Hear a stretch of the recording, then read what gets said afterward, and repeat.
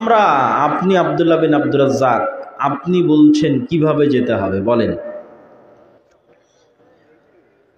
অবশ্যই আমাদের মধ্যে ওই চিন্তা চেতনা থাকতে হবে। চিন্তা চেতনা যেন থাকে, এই জন্যই আমরা বক্তব্য দিচ্ছি, আলোচনা করছি। যাবে কিভাবে?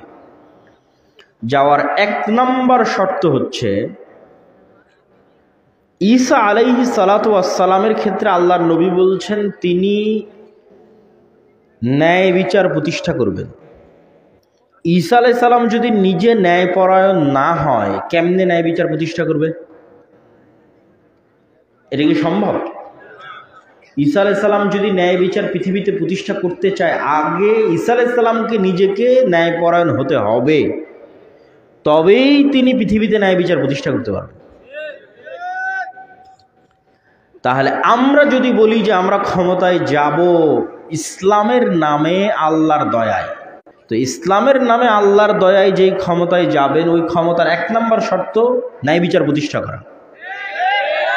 তাহলে আগে আমার এবং আপনার মধ্যে ন্যায়পরায়ণতা থাকতে হবে, তবে আল্লাহ আমাকে এবং আপনাকে তার দয়ায় রাষ্ট্র ক্ষমতায় দিবে। যদি আমার এবং আপনার মধ্যে ন্যায়পরায়ণতা না থাকে, তাহলে আল্লাহর দয়ায় ইসলামের নামে আল্লাহ আমাদেরকে রাষ্ট্র ক্ষমতায় দিবেন না।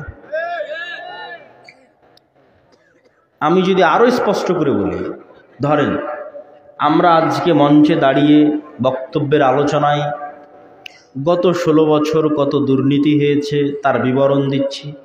ফেসবুকে, ইউটিউবে, টুইটারে, টিকটকে আমাদের জেনজি ট্রল করতেছে, মজাক করতেছে, ঠাট্টা করতেছে, কিন্তু বিশ্বাস করেন যারা আজকে এগুলোর নিন্দা করতেছে, ট্রল করতেছে, ঠাট্টা করতেছে, এদেরকে ক্ষমতায় বসায় দেন, এরা গত 16 বছরের চেয়ে বেশি দুর্নীতি করবে।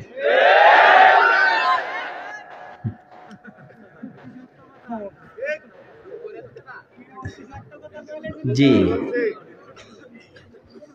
তো আমরা বলছি আরেকজনের দুর্নীতি, আরেকজনের অসততা, অন্যায়পরায়ণতার দুর্নাম করছি মানে আল্লাহ আমাকে দিয়ে দিবে ক্ষমতায়, এটা নয়।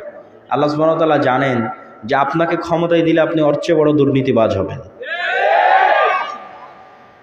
তাহলে আপনি যদি বলেন ইসলামের নামে আমাকে ক্ষমতায় যেতে হবে, তাহলে এক নম্বর শর্ত হচ্ছে আগে নিজের মধ্যে, নিজের পরিবারে, নিজের ব্যক্তিগত জীবনে, সমাজে যে যে ছোট্ট ছোট্ট জায়গায় আছেন, ওই প্রত্যেক ছোট জায়গায় শতভাগ ন্যায়পরায়ণতা প্রতিষ্ঠা করতে হবে। এটা শুধু আমার এবং আপনার জেনারেল শিক্ষিত মানুষদের জন্য না, আলেম ওলামাদের জন্য। এই যে আলেম ওলামারা ওর প্রোগ্রাম বন্ধ করে দিচ্ছে, ওর বিরুদ্ধে বক্তব্য দিচ্ছে, ওর মসজিদে হামলা করতে যাচ্ছে, ওর মাদ্রাসায় হামলা করতে যাচ্ছে, তাহলে তাদের হাতে যদি রাষ্ট্র ক্ষমতা চলে যায়, কি করবে? ন্যায় বিচার প্রতিষ্ঠা করতে পারবে? তাহলে আলেম ওলামাদের মধ্যে যত মতভেদ আছে, মাদ্রাসায় যত গন্ডগোল আছে, ইসলামী দলে যত গন্ডগোল আছে, এই ধরেন তাবলিগ জামাতের 2 গ্রুপ মারামারি করতেছে, এরকম কি হানাফি কি আহলে হাদিস, আমি কিন্তু বিশেষ কোনো গোত্রকে লক্ষ্য করে বলছি না, কি হানাফি কি আহলে হাদিস, যেখানেই গ্রুপিং আছে ওখানে যায় দেখেন মাসলা মাসাইল আসল বিষয় নয়, ভিতরে ঢুকে দেখবেন ন্যায়পরায়ণতা নাই।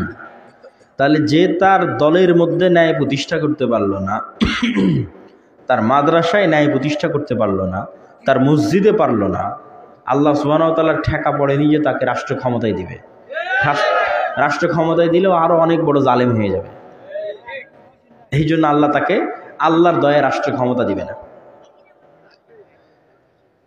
সম্মানিত উপস্থিতি, আর আমাদের মধ্যে যদি উদাহরণ নেন যে আমরা কি দিয়ে পরীক্ষা করব আমাদের মধ্যে ন্যায় বিচার আছে কিনা। আপনার বাবা যখন মারা গেছে, আপনার বাবা মারা যাওয়ার পর আপনি আপনার বোনকে আপনার বাবার সম্পত্তিতে ন্যায়ের সাথে ভাগ দিয়েছেন কি? এটা ধরেন একটা প্রশ্ন, একটা মাপকাঠি। কি দিয়ে আপনি মাপবেন যে আপনি ন্যায়পরায়ণ কিনা? আল্লাহ আপনাকে বাছাই করতে পারে কিনা দেশের নেতা বানানোর জন্য, জাতির সমাজের নেতা বানানোর জন্য? আপনি নিজেকে পরীক্ষা করে দেখেন, আশেপাশের মানুষকে পরীক্ষা করে দেখেন, তো দেখা যাবে বেশিরভাগ ক্ষেত্রে হয় বোনকে ভাগই দেয়নি, অথবা বোনকে যদি ভাগ দিয়ে থাকে তাহলে কুমিল্লা শহরের দামি জমিটা নিজে নিয়েছে, আর বিলের মধ্যে জমিটা বোনকে দিয়েছে।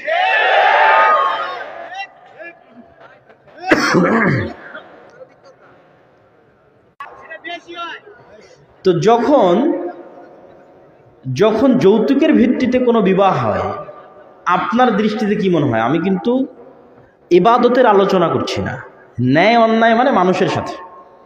এখানে ইবাদত আলোচ্য বিষয় নয়, নামাজে কোনটা ঠিক কোনটা বেঠিক এটা আলোচ্য বিষয় নয়। আলোচ্য বিষয় ন্যায় মানে মানুষের সাথে ন্যায়। তো যৌতুক নেওয়া মানে মেয়ের পরিবারের সাথে আল্লাহ এবং আল্লাহ রাসূলের দৃষ্টিতে অন্যায় করা, অন্যায়পরায়ণ আচরণ। কিন্তু ওই যৌতুক তাহলে কত ওসি, কত ডিসি, কত এসপি, কত এসিল্যান্ড, কত সাব রেজিস্ট্রার, কত মন্ত্রী, কত মিনিস্টার, কত দানবীর, যারা সবাই হাজি, ওমরাকারী, নামাজি, জালসা সম্মেলনের প্রধান অতিথি, বিশেষ অতিথি, কিন্তু সে যে দায়িত্বে আছে ওই দায়িত্বের জায়গায় গিয়ে দেখেন সে দুর্নীতিগ্রস্ত। মনোনীত করবে, অসম্ভব, এটা হতে পারে না। আমরা যদি মনে করি যে আমরা নেতৃত্বের যোগ্য হব, তাহলে আমাদেরকে সর্বপ্রথম ন্যায়পরায়ণতা, সত্যবাদিতা